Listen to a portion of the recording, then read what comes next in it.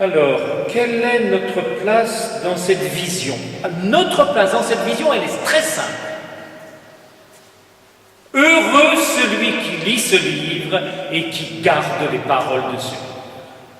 Notre place, c'est une place de lecteur.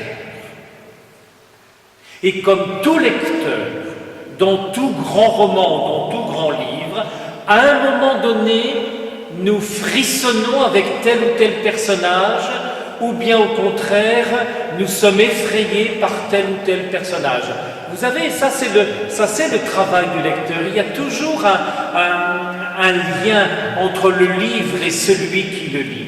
Notre place, elle est de lire ce livre, et même de nous laisser lire par lui, de nous laisser lire et par la figure du dragon, fantasme mis en mots et en images, mais de nous laisser lire également par la figure de l'agneau, le Messie enfant, cavalier des derniers temps. Alors il y en a une, il y a des choses, attends, je crois que je l'ai laissé, c'est à propos de...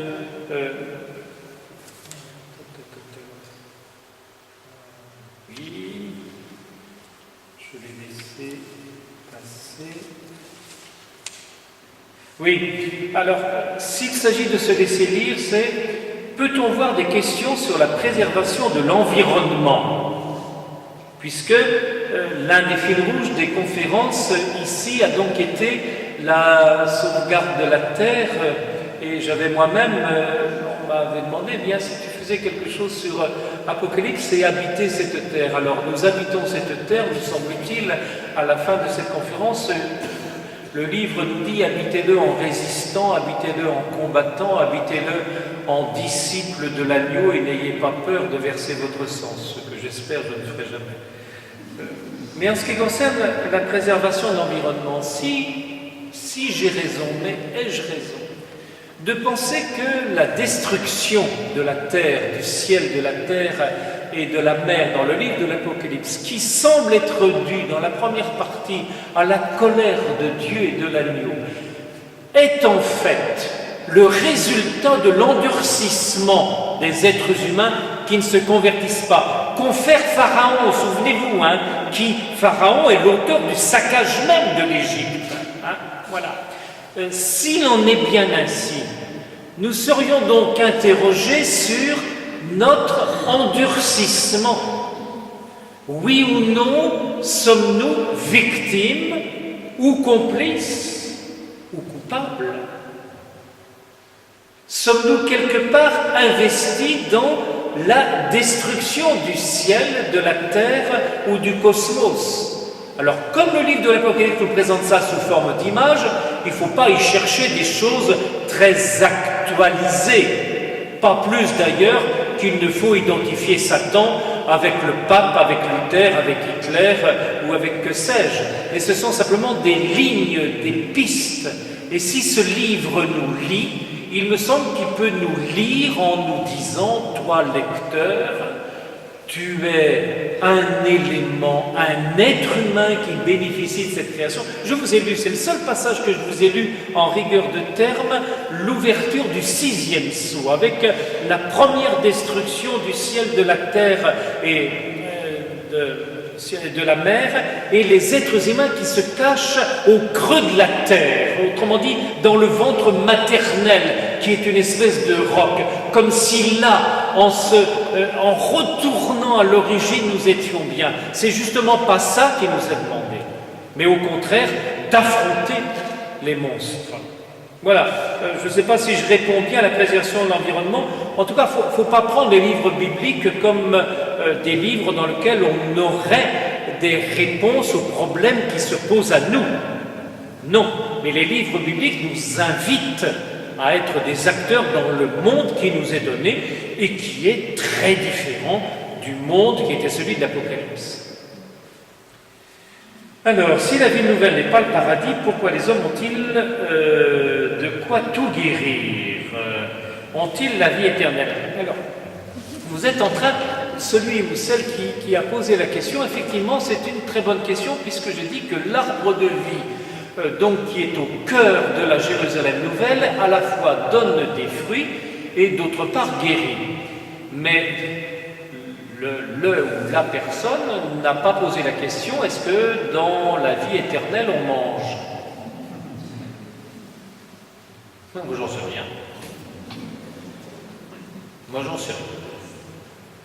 Tout ça, ce sont, comme jamais personne n'est revenu de l'au-delà pour nous dire de quoi il s'agissait, je crois qu'il faut prendre ça comme des images qui nous orientent vers la générosité de Dieu. Alors, c'est peut-être banal ce que je vais dire là, mais la générosité de Dieu qui part un seul arbre au milieu de la ville, qui est une ville entièrement minérale, puisqu'elle est faite des pierres précieuses, avec les améthystes, les escarboucles, les émeraudes, les saphirs, et le jaspe, la sardoine, etc.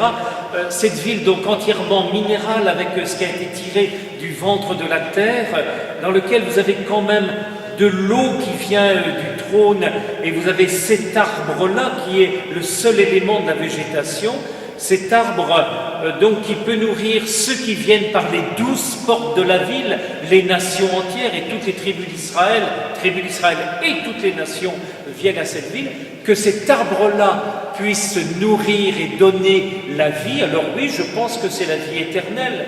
Maintenant, vous avez certainement un père de l'Église, un mystique ou un simple prédicateur de campagne qui a dû dire que cet arbre de vie, nous l'avons chaque dimanche lorsque nous célébrons l'Eucharistie et nous nous nourrissons à lui. Alors, y avait-il quelque chose? Oui, bien des mystiques ont eu des visions, certes. Pourquoi celui-ci a-t-il été intégré aux Écritures? Ah, ben ça, j'en sais rien. Mais c'est comme ça.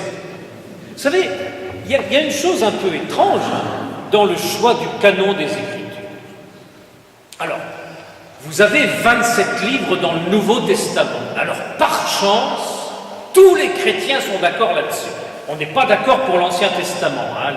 Les protestants en ont un petit nombre, les catholiques un peu plus, les orthodoxes encore beaucoup plus, puis les arméniens et les éthiopiens n'en parlons pas.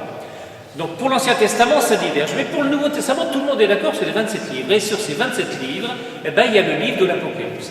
Vraisemblablement que dans un premier temps, il a été intégré comme un témoignage d'un genre littéraire qui existe dans l'Ancien Testament, qui est le livre de Daniel, la littérature dite apocalyptique, donc poétique, qui dévoile la fin de l'histoire et qui nous dit la générosité et l'assurance que Dieu ne veut pas notre mort.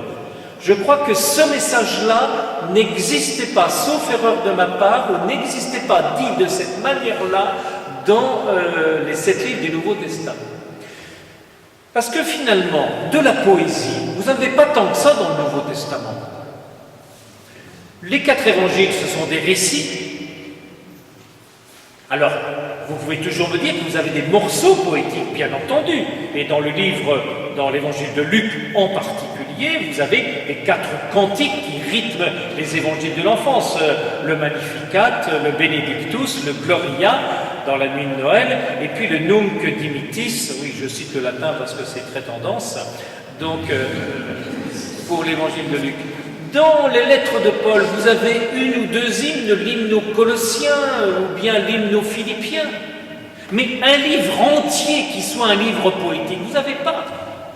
Et je me demande si ce n'est pas l'une des raisons. Alors que dans l'Ancien Testament, vous avez des récits, vous avez des exhortations, vous avez des prédications qui seraient de l'ordre exhortatif comme les lettres de Paul, et vous avez beaucoup de poésie, alors à la fois les poèmes comme les psaumes, mais également les romans poétiques comme Ruth, comme Esther, comme Tobie, etc.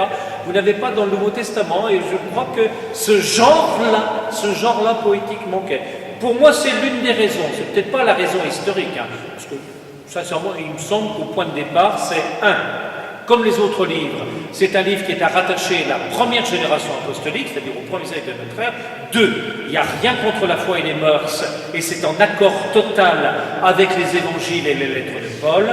Et 3, on peut le rattacher à un apôtre. Ici, on pensait que c'était l'apôtre Jean. Après, on en a fait notre deuil, mais ça n'empêche pas que l'Esprit Saint nous parle par ce livre. Je me demande ce qu'aurait dit Jésus, lui si simple, qui faisait l'effort d'être compréhensible aisément de ce texte si compliqué. Je suis bien d'accord. Je suis bien d'accord. Peut-être que Jésus il aurait eu des questions à me poser. Alors, ah oui.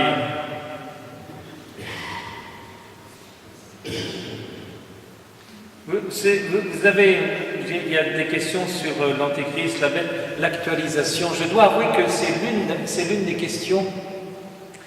Quand j'ai dit que, j'ai évoqué les actualisations du dragon. J'ai d'abord évoqué Hérode, et puis j'ai évoqué ensuite les chars de Soweto, et puis j'ai dit qu'on pouvait faire beaucoup d'autres choses. J'ai également parlé de la manière dont ce livre peut nous lire en nous interrogeant sur notre attitude devant l'environnement ou devant les monstruosités politiques, économiques ou religieuses qui marquent notre univers.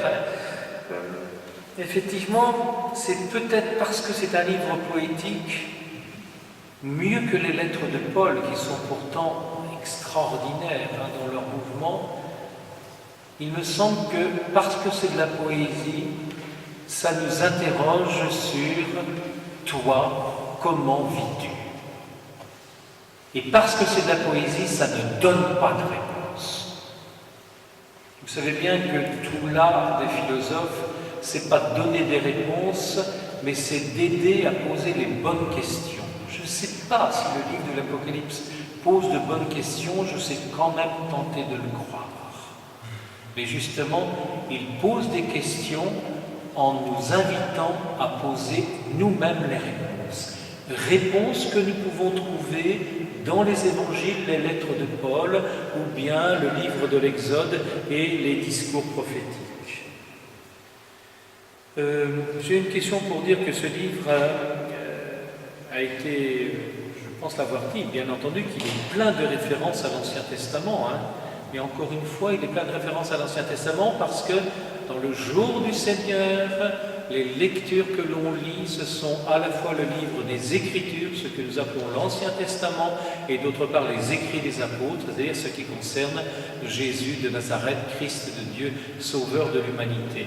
Les premiers chrétiens lisaient ces deux livres, et c'est le Concile Vatican II qui a permis aux catholiques de pouvoir retourner à l'ensemble du livre des Écritures.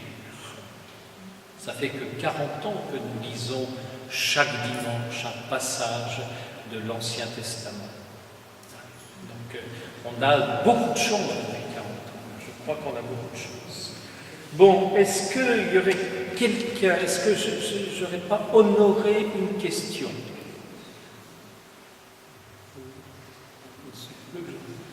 Va bien. Ah ben c'est à vous de conclure. Non, ça y est, vous pouvez partir. Deo gratias, la messe est finie.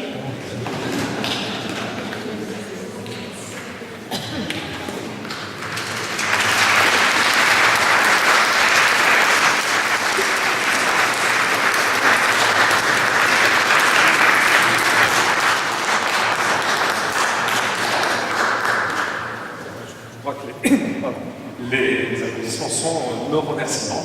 Donc, merci beaucoup de nous avoir éclairés et peut-être effectivement de faire vivre ce livre qu'on lit peut-être pas assez finalement, puis aussi le regarder, peut-être retourner voir ranger la tapisserie ou revoir le cimetière sur Marc Hermann, etc. Autant d'éléments qui peuvent nous faire revivre ça. Merci beaucoup. Je vous en prie. Bonne fête de Noël.